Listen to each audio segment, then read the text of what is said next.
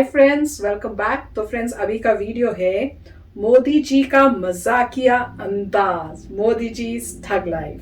तो चलो friends, video शुरू करते हैं और लेते हैं मजे। तो वीडियो शुरू करने से पहले अगर आप चैनल पर नए हो और आपने अभी तक सब्सक्राइब नहीं किया तो जल्दी से पहले सब्सक्राइब के बटन और बेल आइकन को क्लिक कर लो ताकि आपको हमारे सारे न्यू वीडियोस के नोटिफिकेशन मिल जाए जैसे हम अपलोड करें। अगर आपको वीडियो पसंद आता है तो प्लीज लाइक एंड शेयर।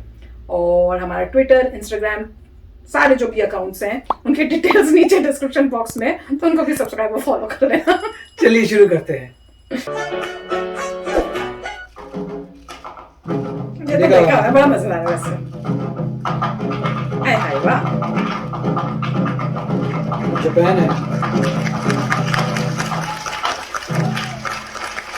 आखिरी सवाल आपसे कि गिरीश सिंह यहाँ पर बैठे हुए हैं जो दिल्ली के हैं, क्लास 11th के छात्र हैं। इनके मन में एक सवाल है माननीय। क्या सवाल है? माननीय प्रधानमंत्री महोदय जी, सुमध्याह्न।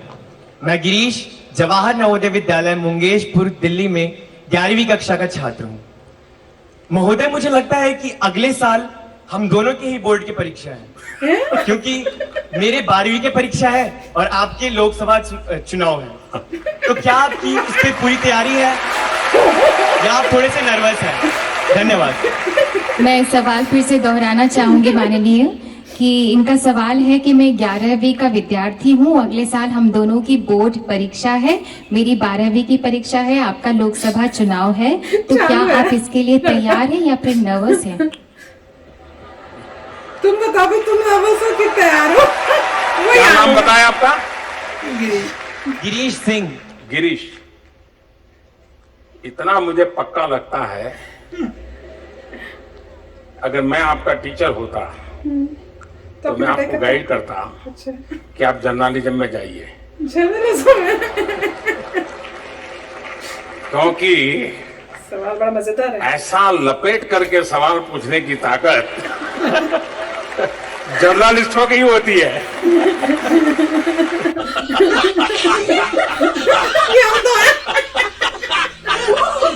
क्या टारगेटिंग होती है, किस तरह से आप देखते हैं? मैं राजदीप सरकार को शुभकामनाएं देता हूं कि वो पिछले 10 साल से इस मुद्दे के भरोसे जी रहे हैं। क्या? इसी मुद्दे के भरोसे सुनना पड़ेगा भाई। बिल्कुल। इसी मुद्दे के भरोसे उनकी रोजी रोटी चलती है।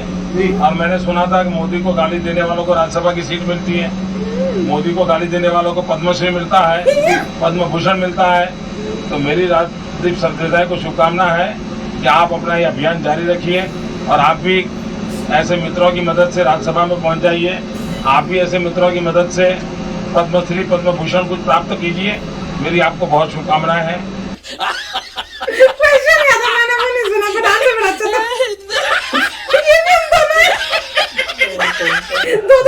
सवाल मेरे पास में बाबला कोचर का एक सवाल है।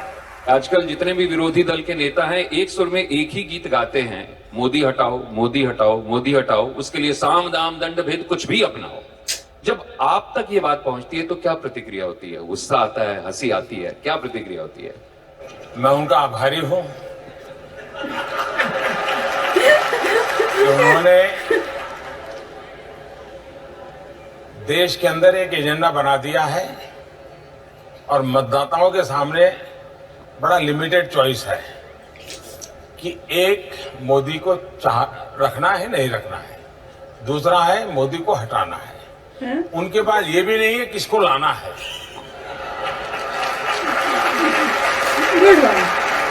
आजकल भी तो यही चल रहा है। उनके पास ये भी नहीं है कि मोदी को हटाना क्यों है।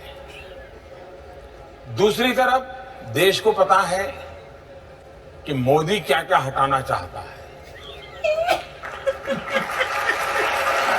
और मोदी जो जो हटाना चाहता है सब करप्ट लोगों को, उस आंधी में सब हट जाएंगे। इन सब का बचना बड़ा मुश्किल है।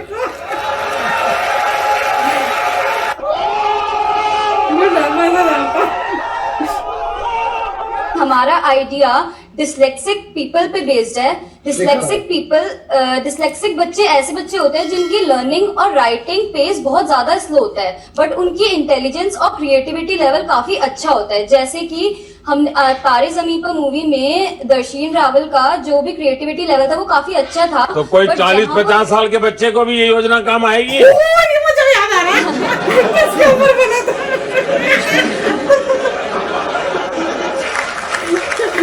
मुझे याद आया। हाँ सर, आएगी।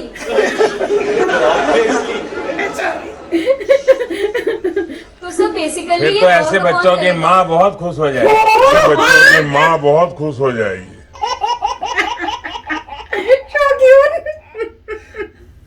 लेकिन देश इस तरह से भी नहीं चलेगा कि लोगों की हत्या होती जाए, लोग वहां मरते जाएं और आपका सरकार उन लोगों को, हत्यारों को बचाने में लगी रहे। ये दिगी राजा मध्य प्रदेश के मुख्यमंत्री थे जब 2002 में गुजरात में घटना घटी। और आप जब वहां पर मुख्यमंत्री था मैं, तब आप महामंत्री थे बीजेपी के इंचार्ज में मध्य प्रदेश में। और गुजरात सरकार ने मध्य प्रदेश की सरकार को, महाराष्ट्र की सरकार को, राजस्थान की सरकार को तुरंत फैक्स चिट्ठी भेजी कि मुझे तत्काल पुलिस की मदद चाहिए, आपका पुलिस फोर्स मेरे यहां भेजिए। तीनों Congress rule state. I am talking about 2002 Farooq साहब। और इन्होंने मना कर दिया। इन्होंने मना कर दिया।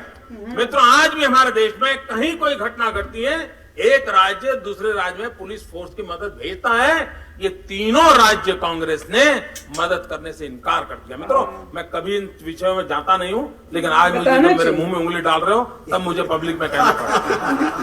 लेकिन आज मुझे जब मेरे मुंह में उंगली डाल रहे हो तब मुझे पब्लिक में कहना पड़ा। नहीं, बताना चाहिए, नहीं तो ये इसका फायदा उठाते हैं गलत इन्फॉर्मेशन। अब कांग्रेस के नेता तो ये कह रहे हैं कि प्रियंका गांधी की एडवांस एंट्री हो गई आपके डर की वजह से, मोदी वापस आ जाएगा। डर अच्छा है, लेकिन एक आदमी ऐसा है जो कहते हैं कि मैं मोदी से नहीं डरता। कौन? वो एक डायलॉग है ना, राहुल, नाम तो सुना होगा आपने। सुनते हर भाई मजा आता है। वो कहते हैं कि मोदी जी मेरे सामने ठहर नहीं सकते।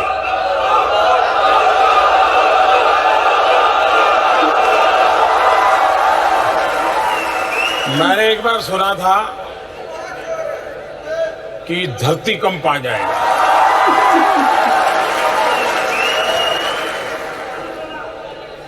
तो मैं उस दिन पूरा दिन पार्लियामेंट में बैठा। मैंने कहा हो सकता है घंटे के बाद आए, 2 घंटे के बाद आए।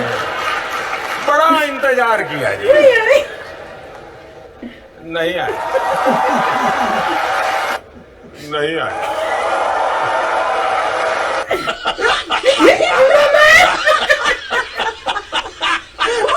तो फ्रेंड्स, बड़ा मजा आया, बड़ा मजा आया।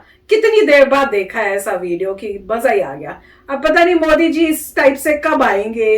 प्रॉब्लम्स इतनी आ रही है, मैं तो वही कह रही हूँ, देखो उनकी किस्मत, प्राइम मिनिस्टर बने और प्रॉब्लम्स पे प्रॉब्लम्स पे प्रॉब्लम्स उनके टाइम में आ रही हैं। पर ये है कि वो हैंडल बेस्ट ऑफ वे से कर रहे हैं। अगर कोई और होता ना तो बुरा हाल हो जाता। कुछ पूरी कंट्री का जो था हाल बहुत बुरा होता। ये तो ये है, मैं कहूंगी खुशकिस्मती है इंडिया की कि ये बने हुए थे इस टाइम में प्राइम मिनिस्टर, जो उन्होंने सब कुछ अच्छी तरह संभाला, नहीं तो बहुत बहुत तबाही होती। पर anyway, back to the video, बहुत मजेदार था। एक से एक बढ़कर मोदी जी के आंसर्स एक से एक बढ़कर थे, मजा ही आ गया। और वो जो बता रहे थे ना, वो कोई इंटरव्यू ले रहा था और वो बोल रहे थे, तो वो कह रहे थे हाँ भाई, जो मोदी को गाली देगा उसको फिर सीट मिल जाती है। तो मुझे क्वेश्चन तो पता नहीं चला, पर उसके बाद आंसर से बड़ा मजा आया। और जिस तरह से वो बोलने नहीं, वो उसको जब पता चला जो ले रहा था इंटरव्यू कि भैया कुछ गड़बड़ होने वाली है, तो कोशिश उन्होंने, अरे अब सुनो सुनो, फिर मोदी जी ने पूरा बोला। पर ये जो इंटरव्यू का दूसरा बता रहे थे, वो इंडिया टुडे शायद चैनल का जो इंटरव्यू था कि टाइम्स ऑफ इंडिया पता नहीं कौन सा था, उसका हमने कुछ कुछ किया हुआ है। पर मन बहुत है कि उसको एक बार ही पूरा देखना है, क्योंकि वो बहुत ही फैंटास्टिक इंटरव्यू लग रहा है। जिस तरह से क्वेश्चन आंसर्स पूछे गए और मोदी जी ने आंसर्स दिए, बहुत ही मजेदार था। और वो बच्चा कितना चालू था कि भैया आपके भी बोर्ड के एग्जाम है, मेरे भी बोर्ड के एग्जाम है, तो आप क्या तैयारी आपकी हुई भी है कि आप घबरा रहे हो? तो उन्होंने भी कहा भैया तुमको तो जर्नलिज्म में जाना चाहिए, जिस तरह से तुमने पूरा लपेटा है, मजा आ गया, बहुत ही मजा। राइट, नहीं अच्छा था, बहुत अच्छा था। सो मोदी जी ने एक बहुत इंपॉर्टेंट बात कही थी, वो ये थी कि अगर आप कहते हैं कि मोदी जी को हटाइए तो रिप्लेसमेंट कौन सा है आपके पास? Exactly. उनसे बेटर कौन सा है? मैं भी यही बोलती हूँ। हटाना कौन सा ऐसा रिप्लेसमेंट जो है बेटर होएगा, जो इससे बेटर है, इनसे बेटर है? क्वेश्चन बिल्कुल। ये है कोई कि अगर लोग कहते हैं कि अच्छा ये मैनेजमेंट नहीं हुआ, ये मैनेजर नहीं हुआ, अगर कोई और होता तो क्या बेटर होता? इसका ये क्वेश्चन होता। है।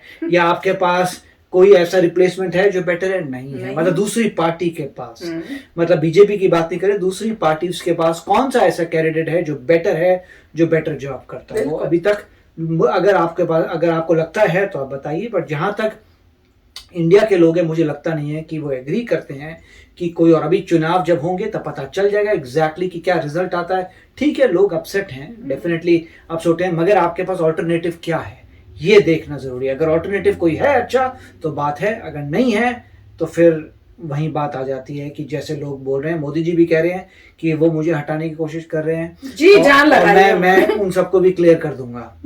तो काफी Good. अच्छा है। जल्दी करना मोदी जी, जरा ये प्रॉब्लम सॉल्व हो जाए ना, फिर आप जल्दी से करना, मैं तो यही कहूंगी। तो चलो फ्रेंड्स, चलते हैं, मिलेंगे नेक्स्ट वीडियो में बहुत ही जल्द। Till then take care and bye bye. तो अगर आप मेरे इस चैनल पे नए हो तो जल्दी से सब्सक्राइब के बटन को हिट करो और बेल आइकन को क्लिक करो ताकि आपको मेरा जब नया वीडियो मैं लगाऊं आपको उसके बारे में जल्दी से पता चल जाए।